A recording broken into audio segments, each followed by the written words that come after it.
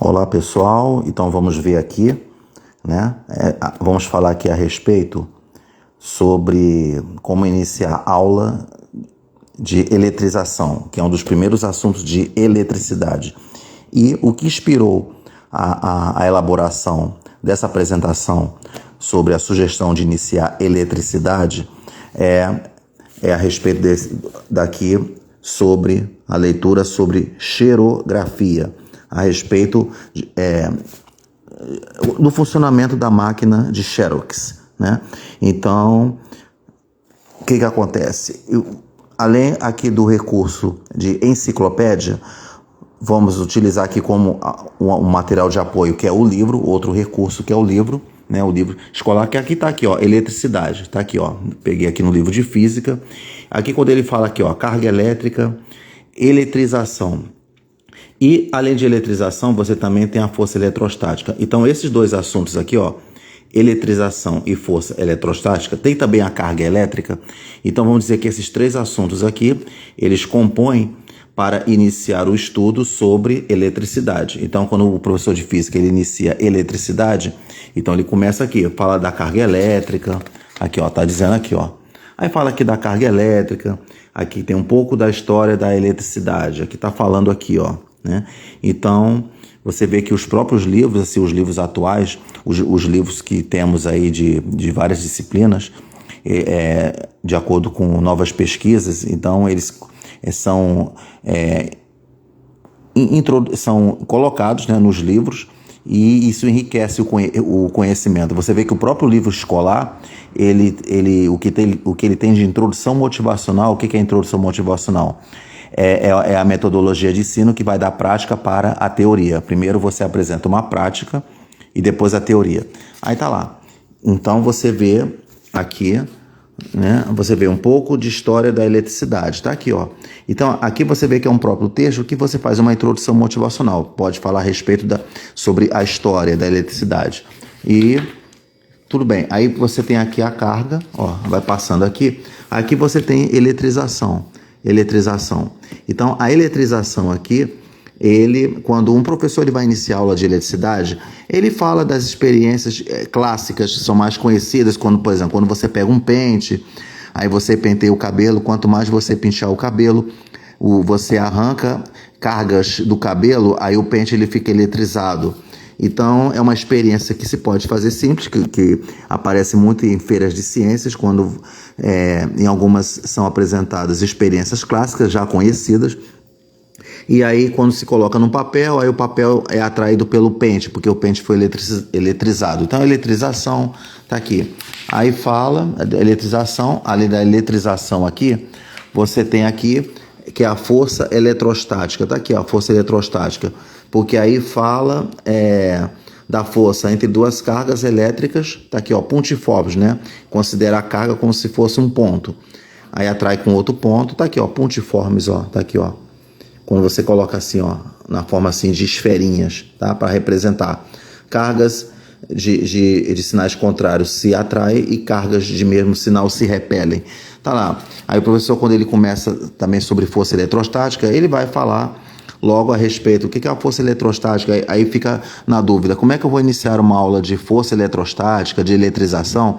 Eu primeiro preciso colocar algo prático para depois ir para a teoria, porque quando vai para a teoria, o aluno já entende, o conhecimento aumenta, tá? Porque o que acontece? Então tá lá, então vamos, antes de prosseguir, então tá aqui, ó, Espaço Docente Aprendiz, né? Parceria com Aulas 100, tá aqui, ó, né?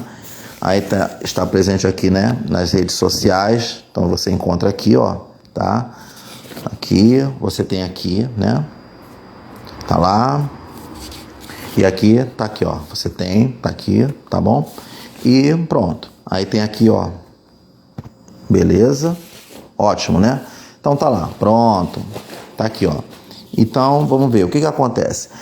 Então, vamos dizer assim, então antes de fazer aqui o prosseguimento, né? Vamos fazer aqui,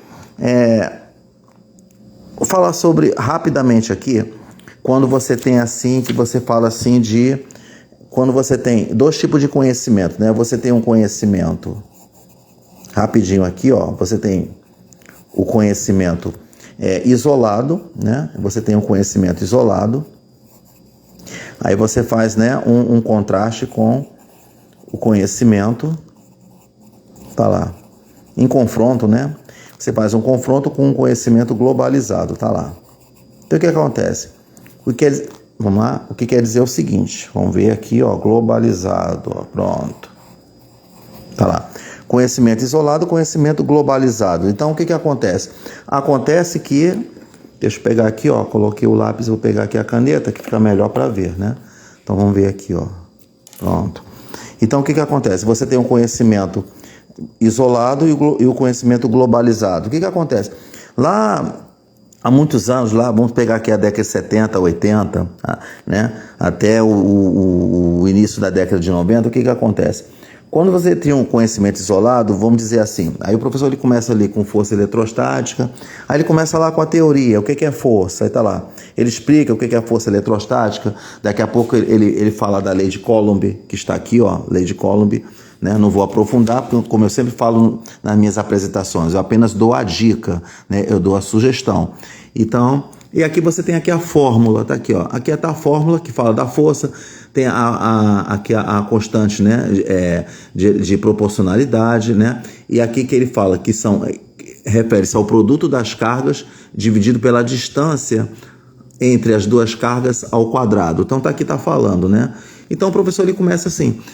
Tá certo que quando o professor ele vai iniciar aula de eletricidade, ele vai falar das experiências clássicas. Aí ele começa a falar, quando você pega o balão, você coloca no cabelo, você eletriza lá o balão, você enche o balão lá, aí você eletriza, é uma outra experiência clássica. Aí pronto, aí o balão fica eletrizado, aí produz um pouquinho de carga elétrica e por aí. Então são experiências clássicas. Mas se a gente puder falar aqui a respeito aqui sobre xerografia, o que é xerografia? Podemos dizer que graças ao estudo de força eletrostática, eletrização, lei de Coulomb, foi graças ao estudo que foi possível a construção da máquina de Xerox, né? Então aqui está mostrando aqui a enciclopédia, está mostrando aqui, ó, está mostrando aqui como se fosse um museu aqui das primeiras máquinas de Xerox, ó, aqui, ó. E depois está mostrando aqui o funcionamento das máquinas de Xerox, aqui tem as ilustrações, né? Aqui mostra a história da xerografia da máquina de Xerox, né? O que é xerografia? Né? É a impressão a seco, porque xero significa seco, né? Então tá lá. Aí o professor ele pode fazer uma descontração rápida, lembrando, quando vocês estudam lá na biologia que é xerófitas, né? Você tem aqui, né? Tem lá, xerófitas, né? Plantas que vivem em ambientes, né, seco, como acontece no deserto, por exemplo, o cactus, ele é uma planta xerófita, porque é uma planta, é um vegetal adaptado a viver no deserto, em ambientes secos, né? Então, xero significa seco, tá aqui, ó. Então quando você vai tirar xerox, né, usando um papel comum, você vai fazer uma impressão a seco. Pronto, é isso que acontece, né? Então tá lá. Aí tá mostrando aqui a história. E o que chamou a atenção mesmo aqui é quando ele fala aqui que quando foi feita a máquina de Xerox, foi ter todo o funcionamento, aqui tem o criador da xerografia, a máquina de Xerox que a gente usa hoje, só para fazer a pequena leitura aqui, que ele fala assim, ó, a xerografia ela foi inventada na década de 30, mas só alcançou difusão em larga escala nos anos 60. Seu criador foi Chester Carlson, né? Um americano de origem humilde, bacharel em ciências e direito. Em 1935, quando trabalhava como escriturário, ele decidiu criar uma máquina copiadora de manejo simples e características totalmente novas. Então tá aqui, mostrando uma parte aqui da história e vamos lá. Então, com base no que foi falado aqui, usando aqui o livro de física, fala por que o aluno ele estuda eletricidade, por que ele estuda lei de Coulomb, aí tem aqui as fórmulas, mostra aqui, né? Todo aqui o assunto aqui de eletricidade, né? Então tá beleza, ó, foi mostrado aqui. E vamos ver também, né, que envolve também química, né? Então nós estamos vendo aqui também envolvendo a interdisciplinaridade da física com a química para poder entender como é que funciona uma máquina de Xerox, para fazer o aluno entender por que ele está lá tendo uma aula de química, na aula de química, aí está falando aqui sobre quando se estuda no assunto de estudo da tabela periódica, né? Então, o que acontece? Então, vamos ver aqui, né, do estudo da tabela periódica, vamos ver a página que está aqui. Eu marquei aqui a página, acabei, na hora, acidentalmente, tirando o lápis aqui, acabei desmarcando a página, que aqui fala a respeito aqui, ó, da classificação periódica dos elementos. Então tá mostrando aqui, ó, tá lá, página 115, né? Vamos ver aqui, página 115. Pronto, tá aqui, ó. Aqui tá mostrando aqui.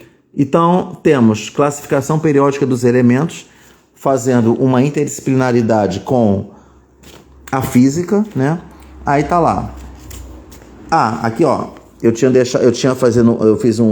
interrompi aqui quando eu estava começando a falar do conhecimento isolado e globalizado. Depois eu vou concluir a apresentação com isso aqui que eu coloquei, tá? Então vou deixar aqui para não esquecer, né? Aí tá aqui falando, ó. Vamos ver aqui. Aí o que você quer procurar aqui quando você estuda classificação periódica dos elementos, o estudo da tabela periódica? Eu quero falar a respeito aqui desse elemento aqui, ó, que ele está no grupo 6A da tabela periódica. Esse elemento aqui é o selênio. Agora vamos procurar o selênio, né? O que o selênio tem a ver com a máquina de Xerox? Então vamos lá, pegar aqui, ó. Vamos ver se eu pego aqui, vamos ver aqui. O selênio. Então o selênio, ele está bem aqui, ó. Então eu vou pegar aqui, ó. Grupo 6A da tabela periódica, ó. 6A, ó. Tá aqui, ó. Aqui você tem o oxigênio, o enxofre. Ó, aqui tá o selênio, tá aqui, ó. Esse aqui é o selênio, ó. SE. Símbolo SE, que é o selênio. O que esse selênio tem de especial, né? E que ele é responsável pelo funcionamento da máquina de Xerox, né? Então, vamos ver. É tanto que aqui, quando você tem aqui que mostra aqui as aplicações de alguns elementos. Olha só que interessante aqui. Ele mostra aqui a aplicação no livro, né? Então, quando você pega aqui, vamos pegar os elementos do grupo 6A, aqui, ó, tá lá. Então em busca do selênio. Cadê o selênio? Aqui, olha o selênio, ele está aqui, ó. Cadê o selênio? Peraí, deixa eu... tá aqui. O selênio está aqui, ó. Olha o que ele fala aqui do selênio, né?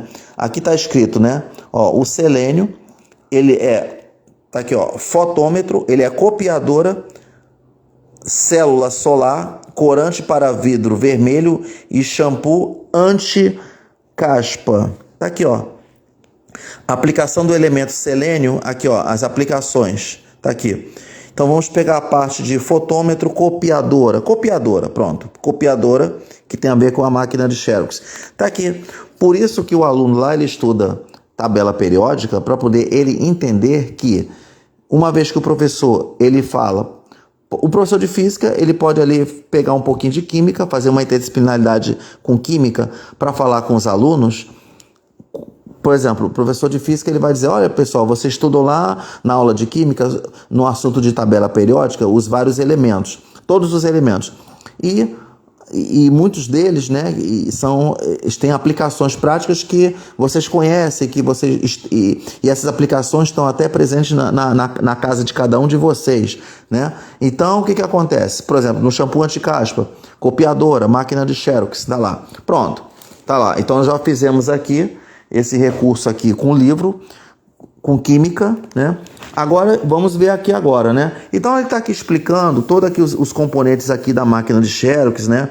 Essa parte aqui que envolve essa parte de engenharia, né? Do estudo de eletrônica, né? Então, a pessoa que faz um curso de eletrônica para trabalhar no serviço de conserto, de assistência técnica, então eles estudam, né? Os profissionais, eles fizeram um curso e tiveram que passar por esse processo de estudo aqui dos componentes aqui da máquina de Xerox, né? Para poder ser um técnico, por exemplo. E aqui, pronto, aqui tá falando aqui, ó. Então, durante a leitura, foi que me chamou a atenção, foi aqui, ó, que ele fala que as bases do processo xerográfico, tá aqui. A xerografia apoia em dois fenômenos físicos, a lei das cargas elétricas e a condução. Então, a lei das cargas elétricas, então está relacionado, né, na lei de Coulomb. Pronto. Quando você estuda lá na física, você tem ali a lei de Coulomb, tá aqui, ó, lei de Coulomb, né? Quando você estuda lá na física, tá aqui, na física. E quando você vai estudar na parte e também na física, porque fala aqui a respeito de fotocondução, né? Tudo bem. Então você tem ali lei de Coulomb física e você tem a fotocondução também na física, porque envolve luz, né? Na presença de luz, tá lá, ocorre a condução de elétrons. Tá lá, é física também. Mas aí, quando envolve a química, é justamente no elemento selênio. O selênio tem justamente a ver com a fotocondução. Então, viu que interessante? O professor de física ele pode pegar esse trecho aqui, tá lá, e falar a respeito de como os assuntos de física, eletricidade, né, aqui, esses dois aqui, e química, o que eles têm a ver com o funcionamento da máquina de Xerox? Está aqui, ó, está mostrando aqui. Então tá lá. Então vou ler esse trecho aqui que ele fala: a xerografia apoia-se em dois fenômenos físicos, a lei das cargas elétricas e a fotocondução. A primeira estabelece que corpos, tá lá, com cargas de mesmo sinal elétrico se repelem. Tá vendo? Tá explicando aqui, tá dando uma mini aula aqui sobre lei de Coulomb, né? E corpos com cargas de sinal contrário se atraem, que é justamente na parte de eletrização, né? Então, tá lá, eletrização. A fotocondução é o fenômeno observado em certos materiais, como o selênio, né? Então, o que esse elemento tem de especial? Ele que apresentam a propriedade de reter as cargas elétricas, então ele funciona como um elemento isolante, ele é um isolante elétrico, igual como acontece com a borracha, que ele também é um isolante elétrico, ou seja, ele retém as cargas elétricas. Ele não conduz as cargas elétricas, porque se conduzir, já pensou se a borracha conduzisse a carga elétrica, então você ia levar um choque, né? Então por isso que a borracha ele retém a carga elétrica, é o que acontece com o selênio. Tá lá, eles retêm a carga elétrica com uma condição na parte do selênio, que ele tem uma peculiaridade, uma particularidade. O selênio, ele só retém a carga elétrica quando ele está no escuro. Tá aqui. Quando expostos à luz, eles perdem essas cargas. Então, é quando você estuda lá na química, né? Quando o elemento ele perde carga elétrica, é como se fosse assim, ó. Aí o professor lá de física, ele pode também falar, por exemplo, do sódio. Aí fala, ó, pessoal, lá na aula de química, o que vocês aprendem? Que quando, por exemplo, quando o elemento ele perde elétron, perdeu um elétron. Por exemplo, no caso do sódio, ele perde um elétron e fica com carga mais um, ele fica com mais prótons, um próton a mais do que o elétron, ele perdeu o elétron. Aí você tem aqui o magnésio. O magnésio, ele perde 2 elétrons. Quando ele perde 2 elétrons, ele fica com carga mais 2. Então você vê o que acontece com o selênio, né? Quando quando ele está no escuro, ele não perde elétrons. Mas quando o selênio ele é exposto à luz, por isso que é fotocondutor, ele conduz a eletricidade. Então você vê, quando você aprende lá na eletricidade o que é condutor de eletricidade, conduz a eletricidade, quando você pega, por exemplo, um fio, né? Quando você aprende lá na eletricidade, aqui você tem um fio, por exemplo, aqui está a borracha e por dentro passa o quê? Tem um fio de cobre, tá aqui, ó, o fio de cobre, né?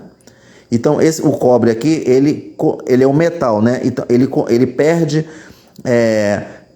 carga elétrica. Aí, por exemplo, você joga aqui uma voltagem, quando você aprende lá na física, na eletricidade, quando você joga aqui o potencial elétrico, aí o professor ele pode dar uma explicação bem breve aqui, rápida, né?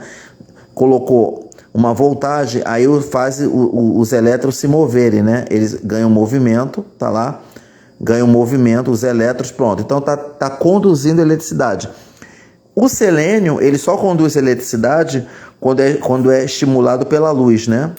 Então ele fala aqui, Um fotocondutor, aí no final ele dá a definição final, né? Ele finaliza aqui esse trecho com uma definição de fotocondutor.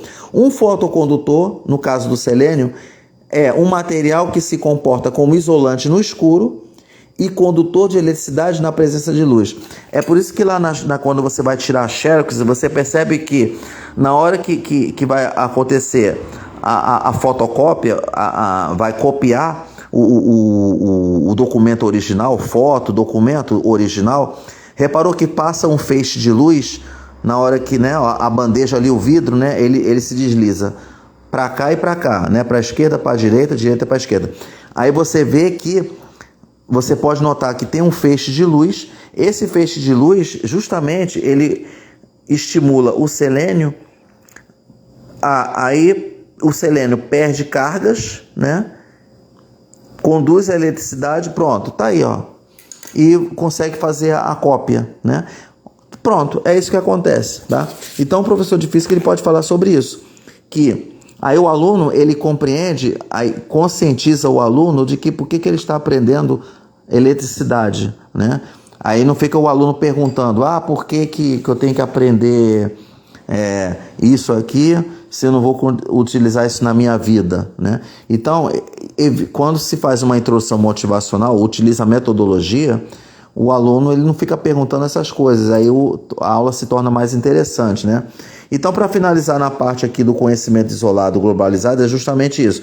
O professor está ali ensinando cargas elétricas, aí coloca exercício para fazer exercício sobre força eletrostática, aí dá o valor das cargas lá, aí divide pela distância, aí fornece a constante de proporcionalidade ali. Pronto. Conhecimento isolado. Tá lá.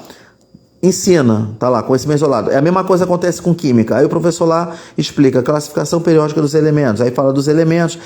Tem muitos professores, né? A grande parte deles, eles falam de alguns elementos, que os elementos eles têm aplicações no dia a dia. Beleza, isso é o que a gente encontra.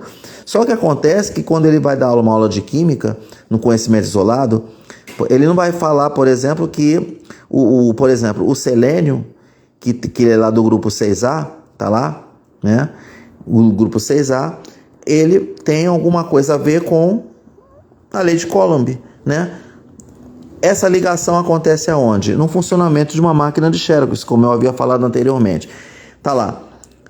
O que acontece quando a química interfere aqui na física e a física interfere na química? Então, quando você tem uma interferência, quando duas disciplinas trabalham em conjunto para entender que, embora sejam disciplinas diferentes, porque existe um professor de física e um professor de química, embora façam trabalhos diferentes, né? Tá lá. Mas o que eles têm em comum? Eles entram em conjunto, em interdisciplinaridade, através do estudo da xerografia, né? Então é isso que é o conhecimento globalizado. Pronto, tá aí. Conhecimento globalizado é o que tem que existir, né? No século XXI, que a partir, né, do século XXI em diante, o conhecimento tem que ser globalizado. Tá lá. Pronto. Então, pronto. Tá aí, ó. Tá aí. Então, tá aí, pessoal. Então, foi feita aí a apresentação de como é que o professor ele pode iniciar aula de eletricidade, eletrização dos primeiros assuntos, aí começa a falar de lei de Coulomb, força eletrostática. Então, são os primeiros assuntos que estão falados na unidade de eletricidade. Tá ali. E o que eles têm em comum? Esses assuntos aí que eu citei, né? No funcionamento da máquina de Xerox, que pode ser usado como introdução motivacional, que é da prática para a teoria, ok? Então tá aí, a sugestão foi feita aí e que faz com que a aula seja de qualidade, ok? Valeu, pessoal, um abraço e até lá. Tchau.